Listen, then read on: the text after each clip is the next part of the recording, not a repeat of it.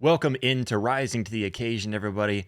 I am Josh Mahler, your host, joined by Jeremy Britton out hunting, so not able to join us right now. I know he's disappointed because it was a game, even though he lost the bet, it was a game that was definitely worth getting on here and giving our reaction to because, man, I mean, it feels extremely special to see this team out there, and we're going to talk about it in depth. Indiana takes down Oregon in what we thought would be a close matchup, down to the last minute type of a game. One that, man, Oregon, they lost earlier on in the season against Indiana. So now you turn around, you get a chance to redeem yourself. But instead, the number one seed, Indiana, goes 15-0 by completely dominating, blowing the socks off of the Oregon Ducks. Do Ducks even wear socks? But yeah, just an incredible season for Oregon, no doubt. And this is just, I mean, I think this was more of Indiana just being a dominant team and proving that yet again than it was that Oregon didn't belong. Jeremy, I thought, Oregon was an amazing team all the way up to this point. We talked about it in our preview of this game, but just Indiana wants it more than anyone. Indiana only has one goal in mind here, and that's to win a national championship, and that's all that's going through their mind. I mean, we were talking about it, like you mentioned. I mean, Oregon, this is definitely going to be the big rematch of what we obviously saw for the championship, and we were talking about it's so tough to beat a team twice, but you look at the first play of the game for Indiana having a pick six running it back. I mean, that's just absolutely mind-boggling to me. I mean, for D'Angelo Pons having that 25-yard pick six, like I said, but I mean, Indiana just came out guns blazing, and looking at both offensive and defensive side of the ball, I mean, they were playing absolutely lights out. Then they know what's at stake here. And don't get me wrong, Oregon was throwing everything that they could at Indiana to try and get them off their A game here, but it was just too easy for Indiana just to make it seem so simple and just putting up an unbelievable score with the final score being 56-22. I mean, like you said, Josh, you and I were really anticipating it to be a real close game. Like we were really talking about, we kind of hope from what we saw with the Miami Ole Miss game to how much of a nail biter it was, then I was kind of thinking that it was going to be along the same lines. But I mean, Indiana must have heard me and said, "Hold my beer, watch this," because they're going to definitely mean business here, and they truly should, and they possibly have the dream season of a lifetime here. Well, and we tease about quite a bit every time we talk about Indiana, about this becoming an Indiana podcast. And I know we had some comments on social media. I've had some personally on social media of people calling me a bandwagoner because I am cheering for Indiana really hard. And my wife actually did the due diligence, if I can get that word out right, the due diligence of going back in my mom's Facebook to try to find an old picture of me. And here's little Josh wearing a B-Town IU in Oh Memorial Stadium, my gosh! sitting there rocking the B-Town shirt. Yeah, I mean, what people don't realize is there are some people who enjoyed watching Indiana, went and supported Indiana before they were anything good because that's where I grew up. I'm not an Indiana fan by any means, and I am bandwagoning to an extent. But it's a childhood thing for me. It's personal. Well, and actually, I'm sure Britton will get mad too Oh if I no! end up showing this one. But here's an old one of old Britton and Josh there, kind of blurry on the screen, but there's us with our Britton with his pulling out the IU like a Superman and everything. But no, I mean it really is a childhood just memories, and it's more excitement for the team. I'm not becoming an Indiana fan by any means, but it's just excitement for a team that I watched as a kid, and they sucked, to be quite frank with it. And what was always so fun about Indiana, even before they were anything important in college football, is they would hang in there with Ohio State. They would hang in there with Penn State. I remember Joe Pa. We got to see Joe Pa on the sidelines, which was really cool back whenever I was younger and right before all the scandals came out and everything. But got to see Indiana hang close with a Joe Paterno-led Penn State team and hang close with a really tough Wisconsin team back when they had Russell Wilson and stuff. So, and then of course, anytime that they played Ohio State, it just always felt like you can't let your guard down against this team. Now they are coming from the losingest program in college football history, or one of them, and turning it around to be one of the most exciting and just totally amazing story for the Indiana Hoosiers, and something that they were talking about on last night's broadcast that I didn't realize is, everyone was like saying, like, why would Kurt Signetti stick around at IU? They're throwing all this money at him, but why wouldn't he go to a storied program? And to find out that his dad is in the College Football Hall of Fame, coached in Indiana, not at the Hoosiers, but for IUP. So there's a lot of history there for him. So really cool to learn that about him. And just the more that you watch this team, I don't know how you can't just absolutely love them. And Jeremy, this is something that I'm starting to get flack on for posting last night. My dad and I were watching this game together, and I, both of us were bringing it up. I guess he brought it up in a different light, and I brought it up and just was blunt with it. Like, is it time that if Indiana wins the national championship, I think we have to have a serious discussion of this Indiana team, being one of the greatest teams of all time. And it's just because they just now they're winning on an average of 34 and a half points per game in the playoffs over playoff teams. They have, I think, 5 wins of top AP ranked top 5 teams. I think it's time to have a serious discussion of the Indiana Hoosiers may have just put together one of the greatest teams of all time. I don't know if there's something in the water in Indiana or something in the Gatorade, whatever the situation may be, but I mean, there's no other way of saying it. But you're right. I mean, if this does occur, then there definitely does need to be a sincere conversation about Indiana because, like you just mentioned, Josh, you come from a team that is lucky to really get a whole bunch of fans in the stands, and now you see Indiana selling out games and putting up unbelievable numbers and just putting on a true absolute performance against anybody that comes into their stadium or they have to go on the road. I mean, Indiana has just truly shown that they're here to mean business and just even outside of the game, just think about what this means for just the entire program and the organization. I mean, this could definitely be one of those moments to where you can draw on so many faces and some people, but I mean, just for the community and just for the state of Indiana, just entirety, it's an absolute blessing and an honor just to be able to witness this just because like we're going to be starting to go back to the Indiana podcast situation, but I mean just being able to make a bowl game was just one particular thing, but now Indiana is throwing that behind them and just look at what they're doing now. I mean, it's an unbelievable sight to see. But Josh, I mean, these Indiana Hoosiers, they're something else, especially for this year. I mean, like I said, this could be the absolute miracle dream season of a lifetime here for them. Well, and they're just so balanced. It is so crazy. So we'll go through the scoring summary for those of you who didn't get to watch the full game. I know, Jeremy, you were working a hockey game, so you didn't get to watch it live, but went back and kind of caught up on the game. And so starting off right out of the gate, we were talking, and it was like, oh, Indiana gets the kick. That's a good sign. But I told my dad, I was like, I would really like for them to be able to get the ball first, just to go down and score, because that's what Indiana does really well. That's what they did. I believe the first time against Oregon, that's what they did, marched it down slow. I know against Ohio State, they had a bad start on offense and then turned it around with a pick. And it's just like they do have a really good way of getting out the gate fast.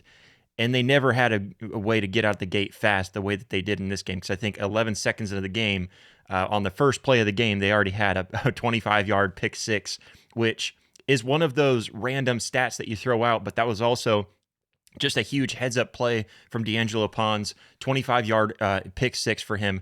Just an incredible start to the game. And that's when it just felt right away, it felt like, uh-oh, we're in for a slaughtering.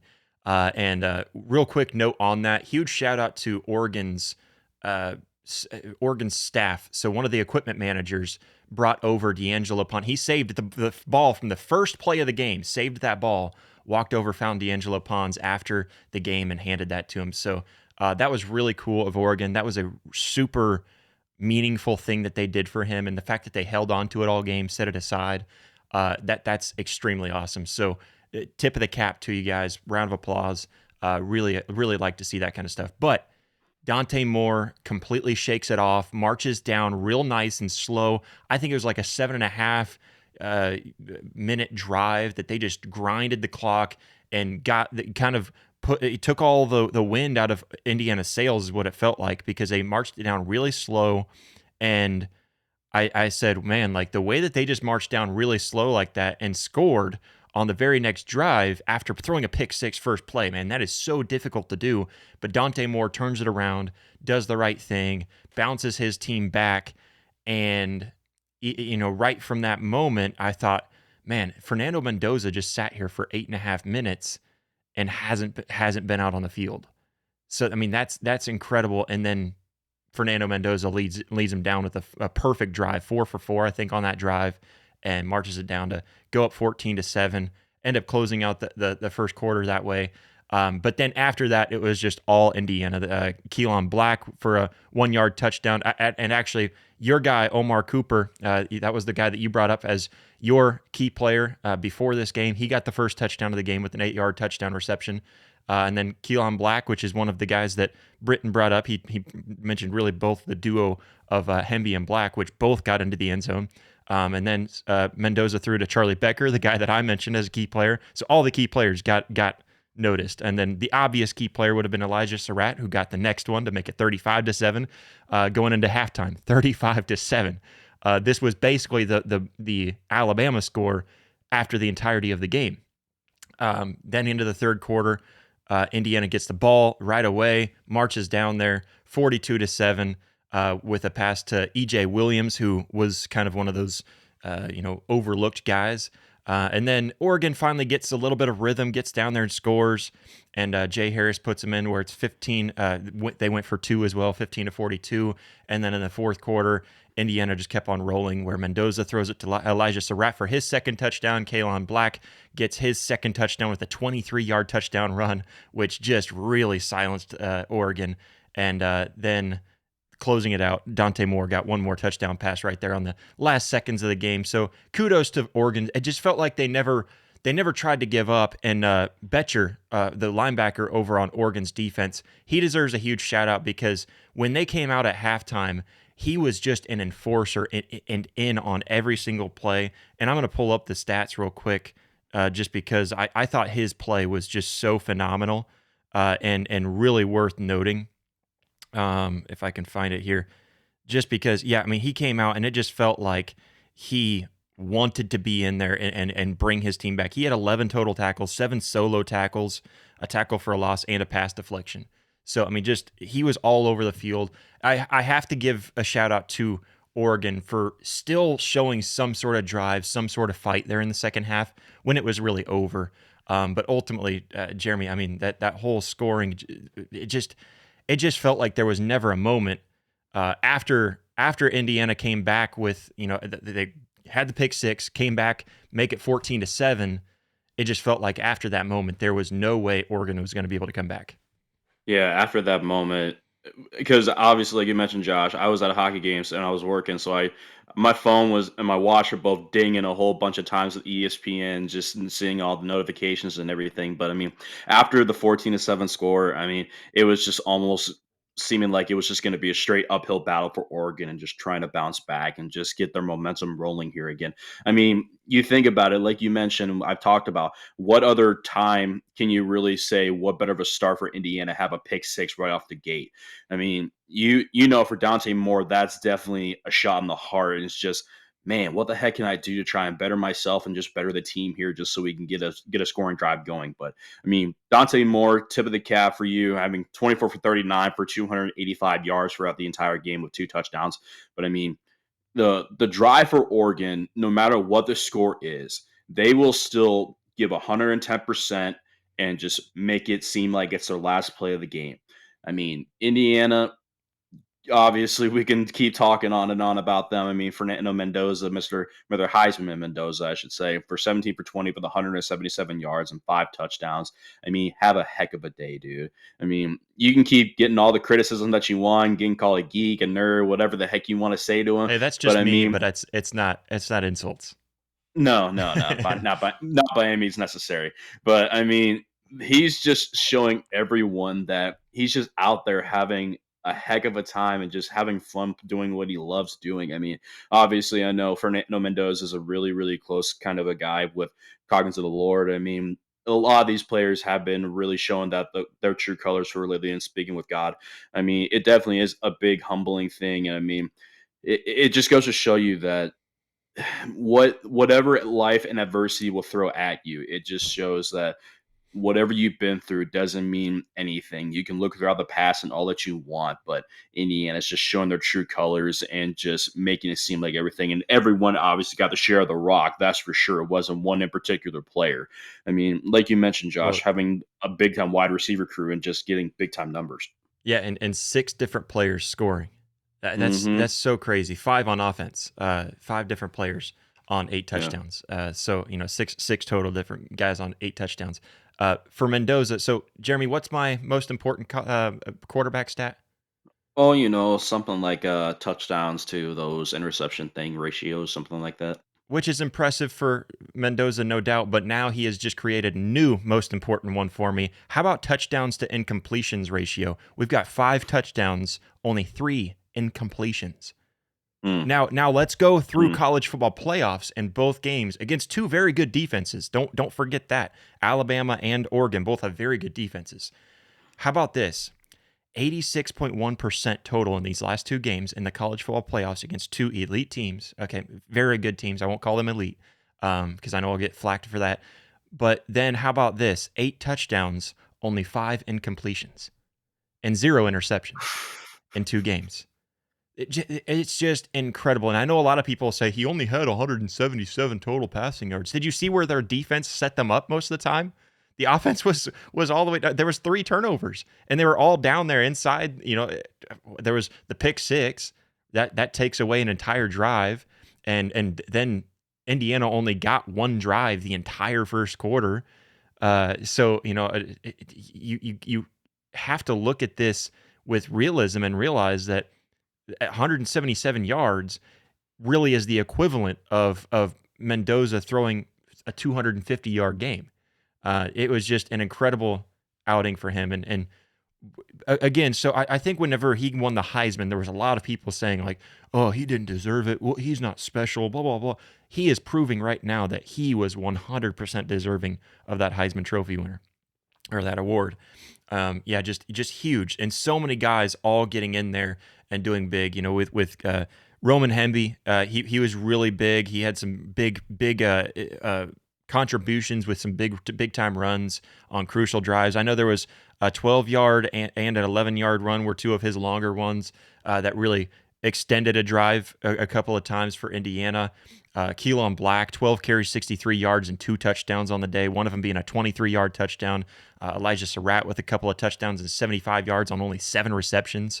And then, of course, Charlie Becker with the longest touchdown of the game with a 36-yard touchdown. He is just such sure hands. Ended up getting banged up and really wasn't too involved in the second half, but that's okay. Hopefully he gets healthy and ready to go for the championship. But for Dante Moore, I do really hope that he bounces back, keeps his head up high. He's going to be a really good NFL quarterback. I hope. He did respond really well, and the pick was 100% on him. The 2 fumbles, 100% on him, and he takes ownership of that in the press conference afterwards. So really solid game from him overall, knowing that the adversity that he went through, but overall, like you said, just spreading the rock there for Indiana and really doing big things. But Jeremy, should we go into some of the game changing moments? I mean, why not? I mean, we're just rolling here. Let's get into it. I mean, first the pick six right out of the Mm-hmm. gates. I mean, how much air does that take out of your? I mean, if you were Tom Brady, you're basically completely deflating those balls at that point. Pretty It's just much. it was just the opening play. What a way to start the game. Yeah, dude. I mean, like I said, there's no better way of starting the game than having a pick six. That the defensive line definitely appreciates that just because they don't have to see Oregon marching down the field if they were to get the opportunity to. But I mean, that secondary for that Indiana Hoosiers defense is just, they were locked in.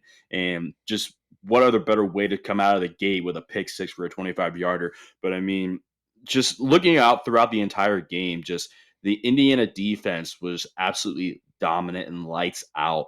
And they were just showing that their true colors and that they're here doing business. But don't get me wrong, Josh. Oregon's offense was definitely showing them at times that, hey, you can say what you want, but we're still here and we're going to give you guys a run for our money here. But I mean, that Indiana defense was just so dominant throughout the entirety of the game. There really wasn't a play that they could sincerely say that they let off, in my opinion. Yeah, and then there was a couple that I'll kind of bunch together with the other turnovers in the first half to make three total first half turnovers, the pick six, and then of course Hmm. he fumbled twice, once when the ball hit his own running back, which is just, I mean, that's all on you as a quarterback. You've got to know he's there, but also as the running back, you have to know your position to get out of the way.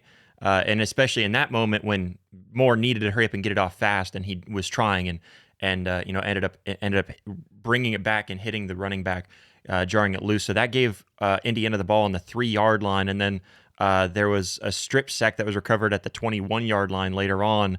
So those turnovers, those three turnovers, gave Indiana 21 points. That's just huge at halftime to give Indiana the 35-7 lead.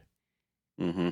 I mean, those key moments like that can definitely change a game in the blink of an eye. I mean, you look what it did for Oregon. Obviously, it definitely was one of those moments to where that it came back and it bit them. Even one thing I want to bring up, Josh. Like I know you don't see this as much, but I mean, you get those fourth down efficiencies. Like for some of these teams, like Oregon only went for it twice and they were 0 for 2. That just gives me another sign that showed that Indiana defense was just absolutely dominant. I mean, even looking at their third down efficiency. They were 8 for 13 for Oregon. You look at the other side for Indiana, they were 11 for 14. I mean, that just goes to show you how much a team could definitely make a big time spark and a big time attribution when it comes down to the clutch time in those moments. Yeah, and I do say that the two fumbles I would say are would be categorized under that random stat that you don't Yeah. necessarily give Indiana credit for, but they were there to make the recovery on those two fumbles. The pick six, I think that's I don't categorize that as a randomized stat because yeah, it shouldn't have been thrown that way, but it was also all on Pond to jump that route. He read the eyes and jumped that route. So I don't count that one as a randomized stat. So just shows just how hungry they are. Oh, excuse me. Had like a Yeah. hiccup in the middle of a breath out. Um, anyways, I also think that so there was another huge play that I thought was just important for the timing and how it happened. Mendoza had a huge run on a third down to pick up the first down, ended up spinning really awkwardly and falling forward, and the ball came out. And immediately, now I don't even have his name down, but the center for Indiana, he came running up. The transfer from Notre Dame, he came running up. Is it Coogan? Something like that. I think it's I Coogan. believe it's I'll look him up. You keep going, Yeah, Josh. but yeah, he ends up coming up, and as soon as the ball comes out, falls on the ground, he jumps on the ball to save Indiana from having their first turnover of the game, and so it's such a huge moment there for him to jump on it. Did you find it? Yeah, it's Mike Caddick. No, that's the old center. I don't know Uh, why I typed in recent centers, but I yeah. So was just bringing it up. let's But see, I'll keep looking Indiana for it. But you keep going. Hoosiers football uh, center. I don't know. Let's try that. Yeah, Mike Coogan or Pat Coogan. Pat Yeah, Coogan. yeah, There we Pat go. Coogan. That's who I was thinking of. I thought it was Coogan. I just couldn't remember for sure. I don't know why it was slipping my memory, but no, yeah, just an incredible moment there to hurry up and jump on the ball, perfect timing, and be there. And the fact that he's an offensive lineman, he made his block. Mendoza gets past him, and he runs downfield to follow up with him. That was really critical to not have a turnover there, where Oregon could have made something out of it, and it could have given some momentum over to him. So really big there. But I do want to go to some quotes because I feel like when you talk about Kurt Signetti, there's nothing better than listening to his post Hmm. game. And there was the one where he said something and I kind of glossed over it, and then I was like, "Did he just say that?" And we rewound it, and he was asked.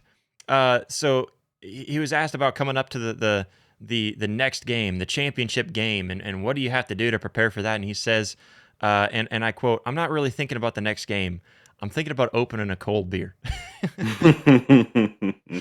Oh man, I love this guy so much, and to see right towards the end of the game when it was basically the game's over. This is the final drive. You finally see him smiling. And then Yeah. after the game, he's always able to joke around and smile after the game. But I also love the fact that Curt Cignetti stays true to himself and is the same coach at the beginning of the game as he is at the end of the game. Yeah, definitely. I mean, that just goes to show you how much of a true character that Kirk Cinetti is. He's not gonna change his way just for the media perspective. I mean, he's just gonna be flat out blunt with you, and whatever comes out of his mouth comes out of his mouth. But no, I did the exact same thing. I had to rewatch it twice. I'm thinking, did he really just say that? And then I heard it play back again. Then I had a cold beverage last night. I'm like, Kirk Cinetti, this one's for you, buddy, because that was definitely that's the quote of the year in my honest opinion. But I mean, Yeah. Kirk Cinetti is just an unbelievable coach, and you look at what he's brought to the program, and just from the very beginning, that he knew. Like we all know that Kirk Cinetti is one of those coaches that could definitely change a program, but I mean, being 15-0, Josh, that just sticks out, and I mean that's an unbelievable statistic to have, especially for Kirk Cignetti and an Indiana Hoosiers team. Yeah, so it's really crazy too to look at this and leading into it. You mentioned it; they're 15-0. They could be the first team ever to go 16-0, at least with this current format, because nobody's gone undefeated and all the way through this Yeah. new 12-team format to where you can win 16 games in a single season, which would be really incredible for Indiana to be the first team of all teams. But it's going to be a really fun to look forward to the national championship where they open up as a 7.5 point favorite over Miami, even with home field advantage. That's what I think is just absolutely crazy about this. I say we sign a petition. First and foremost on that petition, we stop playing the national championship on Mondays so we don't have to stay up late and celebrate and Amen. all this stuff to try to make it into work the next day, because every Amen. college football fan wants to watch the national championship. Okay, so just let us have that on a Friday or Saturday. I don't care which one you want to pick, figure it out. But second, we have to secure the fact that there's no way possible that a team gets home field advantage. I'm okay with being home city advantage. That's one thing, but they get to play in the same facilities that they play in on a week-to-week basis. So I think that's crazy. The first time ever that that's happened. Anyways, Indiana Miami have only played twice with the series tied right now, 1-1. Indiana won 18-14 back in 1964, and then Mm. Miami won 14-7 back in 1966. So interested to see this one, first time since 1966 that they match up. And then of course with Carson Beck against Mendoza, I think that's going to be a huge storyline leading into it, and we'll preview that game more. But I think that it would just be crazy to see. And again, I bring this up again, just that if Indiana wins, and especially if they win in the fashion that they've been winning in the college football playoff, we have to discuss them being one of, if not the greatest team of all time. 100%. I mean, it's just absolutely mind-boggling to see Indiana going like this. But one thing I also do want to throw in, I mean, you think about all the current coaches for between Miami and Indiana now going, especially in the national championship. I'm just saying this as a part and joke, but I mean, I wonder if Nick Saban has anything to do because I mean, you think of all the coaches. I mean, they've coached underneath Nick Saban. I mean, just just having something like that. I mean, Nick Saban is happy regardless, just of whoever wins the national championship. But I mean, it definitely is crazy to think for Miami and Indiana to play in a national championship. I mean, if you want to find some records off it, you might have to dust off some cobwebs just to see some highlights of those games. I mean, but just think about it. For Miami, it's only a little bit of a jaunt. It's only 20 miles from their practice facility and just their facility in general. I mean, it's crazy to see that Miami having to necessarily host the national championship here, Yeah, but I I mean mean, it is their home state. That's where they play their games. It's just crazy to me. literally, It's just I don't even know how that's possible. I like the first round being home field advantage. I yeah, don't like the national championship at a home field advantage. We try not to do that in the NFL as much as possible. I know it's happened a couple times recently with the Rams getting it against the Bengals and then Tampa Bay getting it against the Rams, wasn't it? I'm trying to remember yeah, when that one was, but yeah. So yeah, and you mentioned it too with Curt Cignetti. They brought that up with him being the wide receiver coach, and also trying to remember what else he did there at Alabama. But that was back in 2007 to 2010, and they showed an image on the broadcast last night of Greg McElroy, who was commentating, being coached by Curt Cignetti there, and so that was pretty cool. to see Wow. that kind of the connection there. But just yeah, I mean it's crazy to see how far he has come, and then turning Indiana around. And Jake Crane posted on social media last night, either last night or this morning, was something about Indiana. Kurt Signetti is doing with Indiana exactly what we all did as kids on the college football games or the video games. You take a small school that Literally. has no chance and try to go make a monster out of them, and that's literally what we tried doing. And he did it in real life. So it's such a cool story. I think the fact that billionaires like Mark Cuban are now donating into Indiana because they love the story. I don't like the whole NIL and all this, but if it's already a part of it, I like the fact that you've got people stepping in and saying, I want to see this Cinderella story continue. So if it's going to be there, I think that's a cool story of the NIL aspect of it too. But the fact that they can go on and in year two transform Indiana from one of the worst teams in college football history to one of the most interesting stories in a national champion. Yeah, I mean, you literally come from worst to first in this kind of a category and I like repertoire. that. I mean, that definitely speaks so much volume, and it's still just so hard to wrap your mind around just because of what Indiana has been through. And I'm not trying to be repetitive, but I mean, it's nothing but the cold hard truth here. I mean, it's just absolutely insane to see what Indiana has brought out just this entire season. But I mean, Josh, I've said this before, but I think this is just the beginning, and I think this train ain't gonna stop for Indiana. Yeah, I agree. But anyways, that's all we got. We will make sure that we preview this national championship game. It'll be a week from this upcoming Monday, so we've gotten a little bit of time to get to that. We've got a lot that is scheduled, so stay tuned. Make sure to check out all of our previous episodes. Check out everything that we do at rising2.com. That's risingto.com. We appreciate everybody for all the support. Hit that like button, hit that subscribe button, follow us on social media for all the updates on what we've got going on here at Rising to the Occasion. Share the show and make sure to tune in next time. We thank you very much for all the support to Rising to the Occasion. It helps us rise to the occasion every time. And until next time, keep rising, and we'll catch you at the top.